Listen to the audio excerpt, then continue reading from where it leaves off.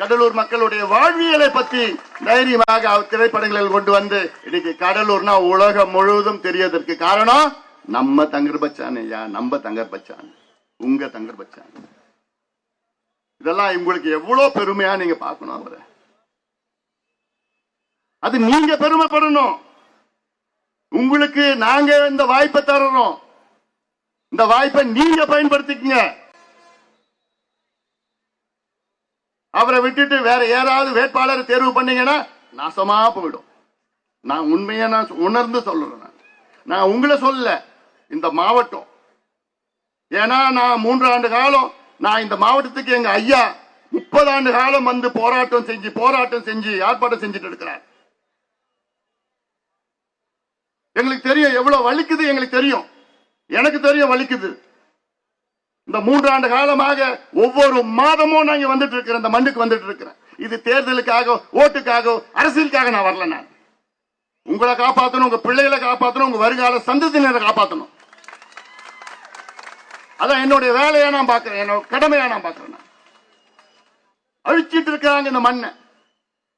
ஒரு பக்கம் சிப்காட் அழிச்சு முடிச்சுட்டாங்க. சொன்ன தாய்ப்பால்ல டயாக்சின் வருதுன்னா இது சாதாரண செய்தி. அதெல்லாம் இந்த செய்தி உங்களுக்கு யாருக்காவது தெரியுமா? சொல்ல மாட்டானுங்க. சொன்னா நீங்க தொடப்பு கட்டையால அடிப்பீங்க அவங்கள. சொல்ல மாட்டானுங்க. எங்க நீங்க அடிக்க போறீங்க? எனக்கு கோபம் வருது, உங்களுக்கு வருதா இல்லைன்னு தெரியல எனக்கு. சரி, இது தேர்தல் கூட்டம். நான் வேற கொஞ்சம் எமோஷனல் ஆகக்கூடாது. பொதுவா நீங்க தான் எமோஷனல் ஆவீங்க. இந்த மாவட்டத்தில் நம்முடைய மீனவர்கள் நண்பர்கள் எல்லாம் இங்க அதிக அளவில் இருக்கின்றார்கள். அவர்களும் ஆண்டுதோறும் பிரச்சனை, அதே வாக்குறுதி. ஆனா ஒண்ணு நடக்காது. தங்கர் பச்சான் அவர்கள் மீனவர் சமுதாயத்தை சார்ந்த பிரச்சனைகள் நன்கு அறிந்தவர். அவருடைய நெருங்கிய நண்பர்கள் எல்லாம் யாரு? நிறைய பேர் மீனவர் சமுதாயத்தை சார்ந்தவர், நெருங்கிய நண்பர்கள். அவருடைய திரைப்படங்களில் எத்தனையோ பிரச்சனை கொண்டு வந்திருக்கிறார். மீண்டும் மீண்டும் சொல்றதுன்னா என்ன? அவர் பார்த்து பொறுத்து பார்த்தார். எழுத்து மூலமா பார்த்தார், முயற்சி பண்ணி பார்த்தார். சினிமா மூலமா எடுத்து பார்த்தார். ஒன்றும் நடக்கல. பிறகு அவர் களத்துல இறங்கி, சரி நானே பார்க்கிறேன், அவருக்கு ஒரு வாய்ப்பு நீங்க கொடுக்கணும். என்எல்சி சம்பந்தமான பிரச்சனை, நெய்வேலி லிக்னைட் கார்பரேஷன் 66 ஆண்டு காலம்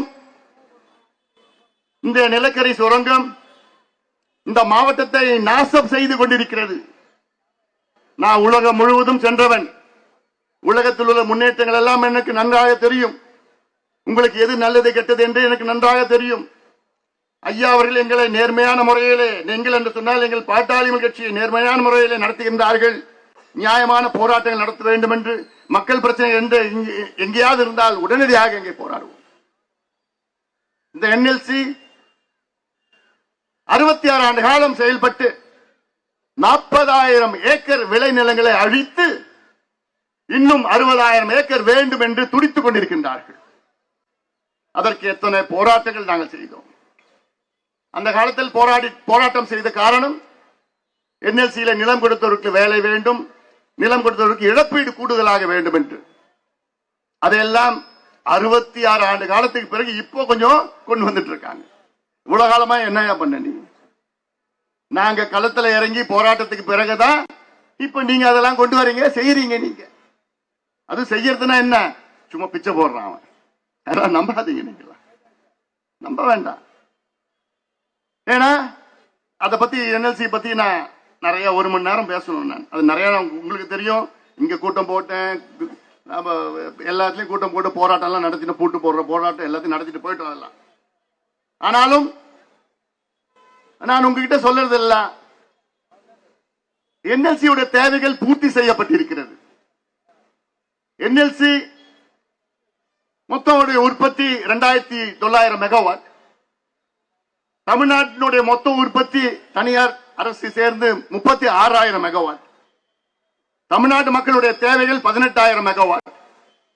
என்எல்சியோட உற்பத்தி 2,800 மெகாவாட். இங்க நெய்வேலியில, திருநெல்வேலியில ஒன்று வச்சிருக்கிறாங்க, அங்க ஏதோ 2,000 மெகாவாட். இங்க இருக்கிற உற்பத்தியில தமிழ்நாட்டுக்கு கொஞ்சம் கொடுக்கறான், தெலுங்கானா கொடுக்கறான், ஆந்திரா கொடுக்கறான், கர்நாடகா கொடுக்கறான், கேரளா கொடுக்கறான். ஆனா மண் யாருடைய மண் எடுக்கிறான்? நம்ம மண் எடுக்கிறான். அந்த மண்ணில் என்ன விளையுது? சோறியா? சோறு.